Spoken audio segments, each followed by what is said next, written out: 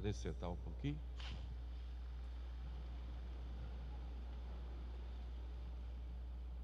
Na liturgia tradicional, nós celebramos hoje a festa do Bom Pastor. Na nova liturgia vai ser na próxima semana, mas é providencial, tanto hoje quanto domingo, esses tempos em que estamos falando tanto dos pastores, sobretudo do nosso pastor supremo aqui na terra, que é o Romano Pontífice, o Papa, como diz Santa Catarina de Sena, o doce Cristo aqui na terra. No Antigo Testamento, no livro do profeta Jeremias, Deus promete mandar para Israel bons pastores, pastores dabo vobis. Isso porque Israel estava abandonada, o povo estava sem referências e sem pastores que realmente conduzissem o rebanho, conduzissem o povo no caminho de Deus. Muitos tinham se apostatado e outros cuidavam só de si mesmos. Então Deus toma o povo e diz: eu darei bons pastores, pastores dabo vobis. E esse pastor, dado por Deus, foi o seu próprio filho, que é não só o seu representante, mas, como Deus humanado, é também a sua presença misericordiosa para acolher e cuidar das ovelhas. Ele, Jesus, é o bom pastor. E se ele diz eu sou o bom pastor, é porque na verdade o povo não tinha bons pastores. Os que conduziam o povo não eram bons pastores, porque não cuidavam das ovelhas, cuidavam apenas de si mesmos. Jesus fala que eu sou bom pastor e logo dá uma característica. Eu sou o bom pastor e o bom pastor dá a vida pelas ovelhas. E ele deu a sua vida por nós, morrendo na cruz, dá-se a nós todos os dias como alimento, dá também a cada um de nós e a todos juntos como igreja, porque a igreja é a presença de Cristo na história. Jesus é o bom pastor e deixa pastores aqui na terra. Quando ele reúne os 12 e ali constitui a igreja sobre 12 colunas, e ele diz: quem vos ouve, a mim ouve, quem vos despreza, a mim despreza. Ide pelo mundo inteiro e fazei de todos discípulos meus. E quando institui a Eucaristia, diz: fazei isto em memória de mim. Ele estava ali instituindo pastores que em seu nome apacentassem o rebanho de Deus. Nós vamos ver isso aos 12, tudo que ligares na terra será ligado nos céus. Vemos isso a um específico, que é Pedro: te darei as chaves do reino dos céus, e apacenta os meus cordeiros, apacenta as minhas ovelhas. E vamos ver isso se desenvolvendo na história, já na igreja primitiva, os pastores em nome de Jesus apacentando o rebanho. E aí vamos ver Pedro dizendo, como na epístola de hoje: apacentai o rebanho que vos foi confiado, não por amor de lucro vil, mas por dedicação, dando a vida pelo rebanho. De modo que o que caracteriza o pastor Jesus e o que caracteriza o pastor da igreja é dar a vida. Ninguém pode querer seguir a Cristo, isto, em primeiro lugar, aqueles que são chamados a uma participação mais íntima, que era o sacerdócio, mas, no certo sentido, cada cristão, porque esse ofício também diz respeito a cada cristão, cada um da sua condução, pode dizer um sim a Deus, e digo isso de modo especial às almas consagradas, se não for para dar a vida. É tirar a vida de si mesmo e entregar a nosso Senhor com um amor indiviso. O bom pastor dá a sua vida pelas ovelhas. E em que sentido se dá a vida? A igreja tradicionalmente coloca 3 aspectos do pastor, ou 3 aspectos de dar a vida. O primeiro aspecto é dar a vida pela palavra. pregai. São Paulo dizia a Timóteo: prega a palavra, quer agrade, quer desagrade, admoesta, suplica, com toda paciência e doutrina, porque virá o tempo em que os homens já não suportarão a sã doutrina, mas fabricarão para si mestres conforme os seus desejos, levados pela curiosidade de ouvir. De modo que o primeiro aspecto do pastor e a primeira missão da igreja é pregar o Evangelho. E essa pregação do Evangelho é a palavra realmente, uma palavra que dá vida, uma palavra que transforma.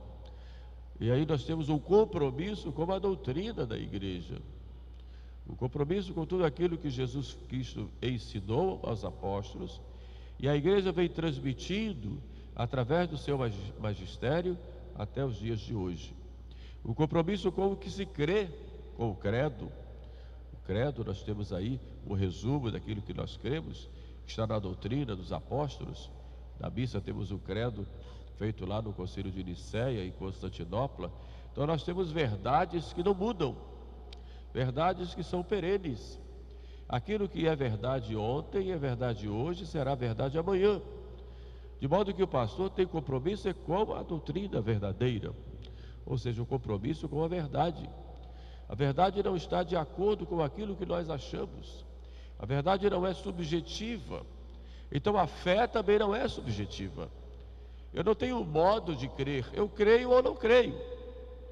E crer não é apenas um achar, aliás, não é um achar.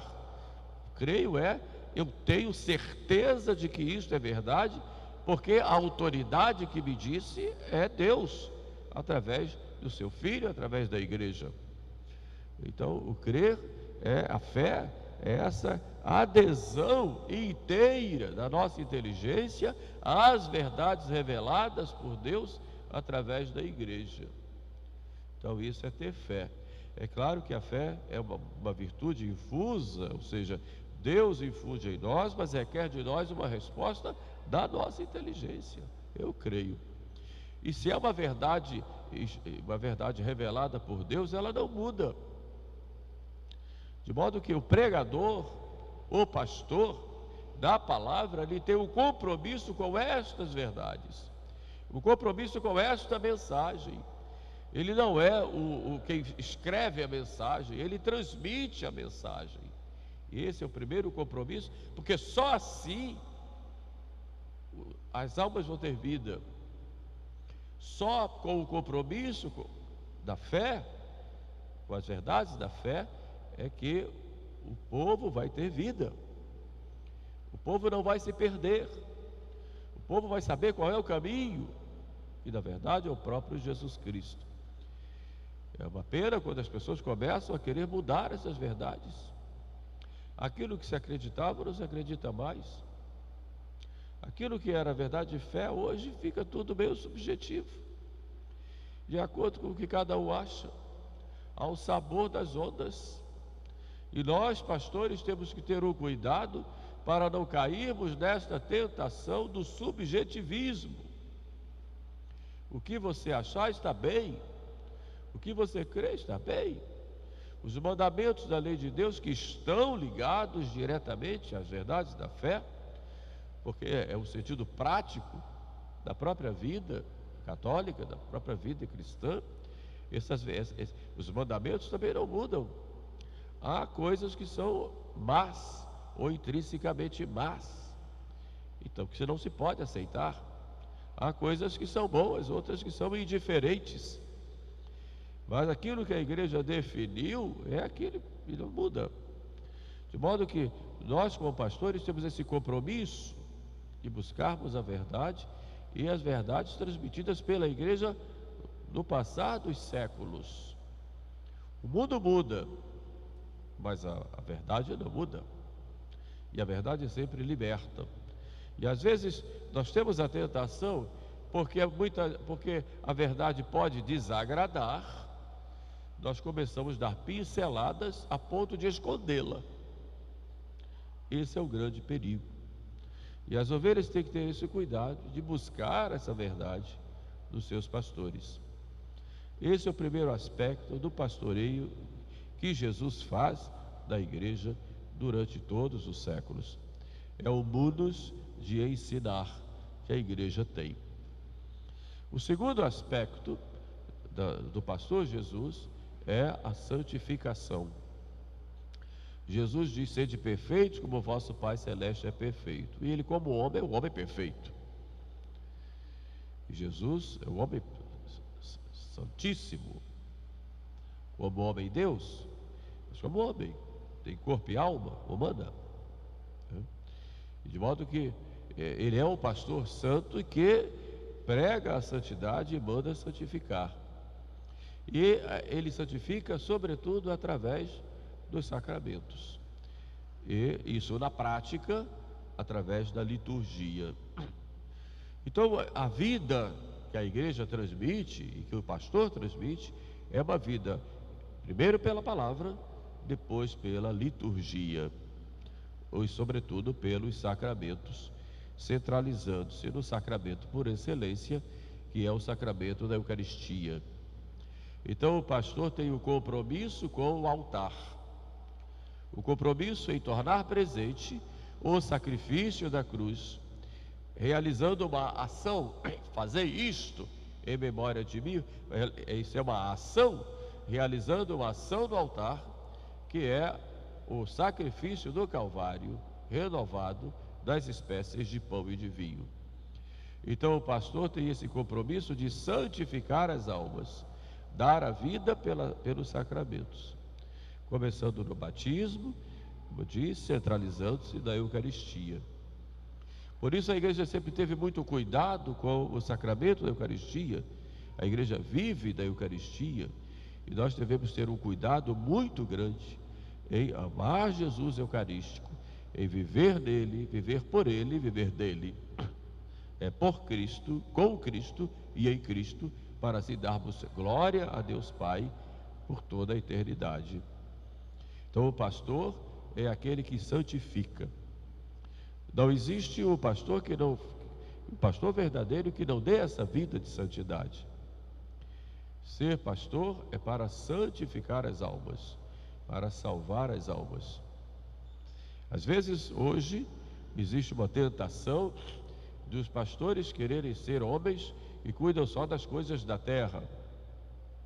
Tem também cuidar, evidentemente, mas em vista de algo muito maior, que é a eternidade. Eu não posso substituir a doutrina ou a minha missão de salvar as almas para querer salvar as florestas, salvar as tartarugas, ou salvar as ideologias do mundo. Eu não posso. Embora a igreja tenha o compromisso de cuidar daquilo que diz respeito ao homem. E enquanto diz respeito ao homem, tudo que diz respeito ao homem, é claro que a igreja tem que cuidar. Se a natureza, naquilo que diz respeito ao homem, é necessário que se cuide, a igreja cuida. Mas nós não podemos fazer uma espécie de endeusamento daquilo que é passageiro em detrimento daquilo que é eterno.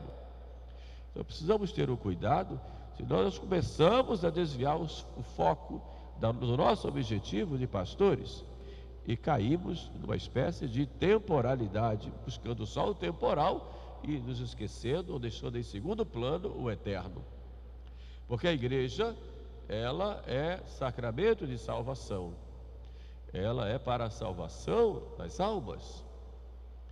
Hoje até a palavra alma está sendo substituída, inclusive nas traduções bíblicas, isso o cardeal Sara fala de modo magistral, substituído pela palavra vida, porque é uma coisa mais genérica, né? Alma não, vida. Peraí, mas é alma? Está escrito alma, não, mas é vida. Eu vim para que todos tenham vida, é uma coisa, mas Cristo veio para a salvação das almas. A vida tem um nome mais genérico, mas alma, salvar as almas. E quando fala salvar alma, a gente não se esquece do corpo, porque a alma tem que ter o corpo, está ali no corpo. Então quando você fala a salvação das almas, diz salvação do homem como um todo, tendo a alma como o centro, porque sem a alma é só carcaça, não tem mais nada, e vai lá para o alimento dos vermes, e só isso. De modo que a salvação das almas é a primeira missão da igreja, e deve ser a primeira missão do pastor. Então nós temos que nos deixar consumir de amor pelas almas, e esse é o ponto principal da nossa vida de pastores.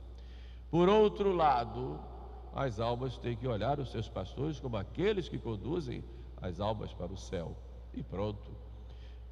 É claro que não vão ao padre para que o padre resolva todos os problemas, e é muito comum isso. Todo problema vai ao sacerdote para que ele resolver. Se ele não resolve, não é um bom padre, não é nesse sentido. É claro que, por ser alguém mais experiente, que tem mais conhecimento em diversos campos, pode ajudar, mas a sua especialidade é a salvação das almas, e deve ser. Se ele cumpre isso, ótimo, porque é a presença de Cristo Salvador no meio do povo. E essa pregação a respeito da salvação é muitas vezes esquecida hoje. Cristo veio como o pastor, como um homem que guia todo o povo, mas muitas vezes se esquece esse aspecto da salvação, que nós chamamos em teologia de soteriologia, porque Cristo tem uma missão, a encarnação de Cristo tem uma missão, que é uma missão salvífica. Então tudo da vida de Cristo é para a salvação, desde a sua encarnação, seus ensinamentos, seus milagres, suas atitudes, suas lágrimas, aí suas dores, sua cruz, seu sangue, tudo no conjunto, tudo é para a salvação, tudo.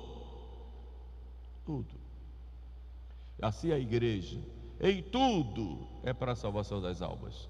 É claro que, como o centro da igreja é Cristo, e Cristo que se dirige ao homem, tudo aquilo que se refere ao homem é cuidado da igreja, é preocupação da igreja, mas em vista de um fim sobrenatural, que é a salvação.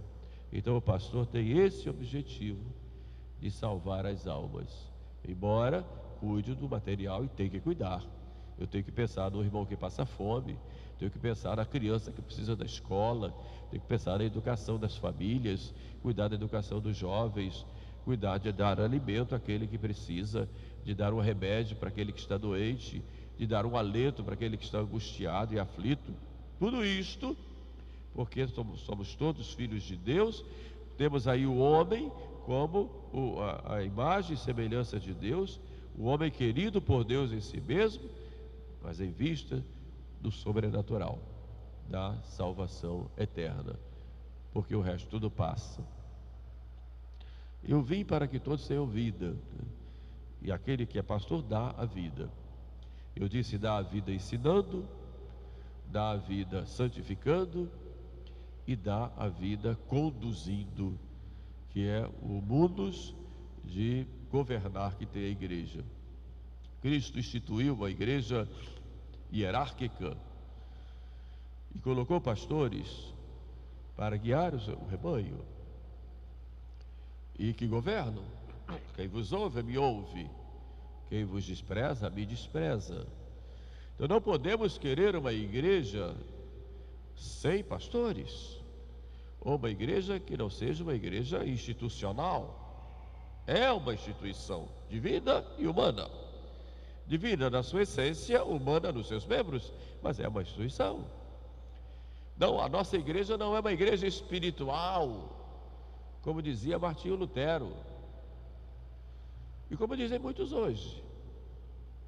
Chegam a falar de duas igrejas: uma igreja da tradição, outra igreja moderna, uma Roma da tradição, outra Roma moderna.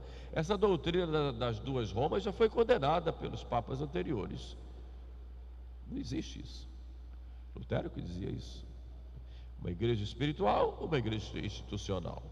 Na verdade, temos uma igreja só, que tem seus problemas, que tem suas crises, que tem suas infiltrações dos inimigos, que pressionam por fora para destruir, e entram também e se infiltram para prejudicar as almas. Claro, o demônio faz isto, mas E vai através de ideias, através de práticas, através de mudança de costumes, e vão por todos os lados.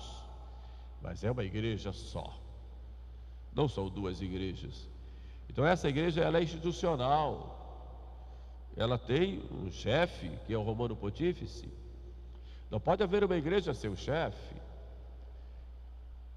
Isso é o Concílio Vaticano I, fala isso. Tem um Papa. Então quando um Papa morre, ou renuncia, como no caso de Bento XVI, a igreja fica empolvorosa, correndo, vamos rápido para ter o sucessor. Por quê? Porque não pode ficar sem. E há grupos aí que ficam tranquilos, usando o discurso de um sede vacantismo perene, que nunca vai se acabar, porque qualquer um que vier já não tem mais legitimidade, segundo a cabeça deles. Vai ser todo mundo esperando a parousia quando Cristo voltar e dizer, ó, é esse aqui. Não pode ser assim. É incoerência com a própria doutrina, né? Então não pode ser. Por outro lado, se tem o Romano Pontífice, eu tenho que aderir a ele, tenho que estar em comunhão com ele. Não posso me contentar em dizer ele fique para lá, eu fique para cá. É claro que eu tenho os meios de santificação, estão aqui nas minhas mãos. Eu tenho aqui o sacerdote, tenho aqui o bispo, mas eu tenho que amar o Romano Pontífice, rezar por ele, e me entristecer e chorar se a coisa não vai bem, mas não me alegrar e ficar procurando defeitos e problemas para me exaltar, dizer eu sou o grande e que enxergo todos os problemas que existem. Não. Então, na verdade, a igreja tem essa instituição, é a igreja de Cristo, não é outra, não é aquilo que eu faço do lado, ao lado, é essa. Muitas vezes com dor e lágrimas, nós vemos coisas que nos abalam, nos entristecem.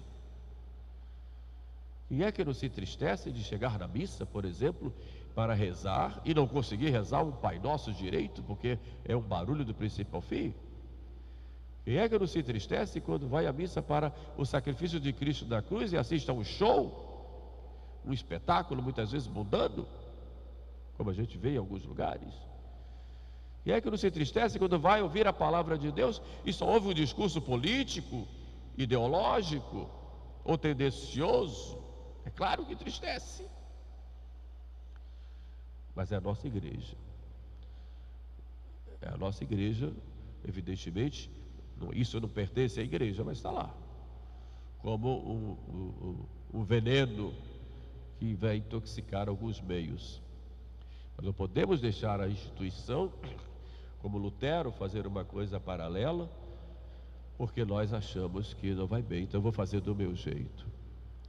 Realmente os tempos são difíceis hoje, muito difíceis, mas Deus não abandona a sua igreja. Deus prometeu mandar pastores para nós, e Ele manda. Confiemos nele. Agora nós temos toda a doutrina, temos os meios de santificação, que são os sacramentos, né? Vamos confiar nele e vamos nos santificar, né? Porque o tempo passa.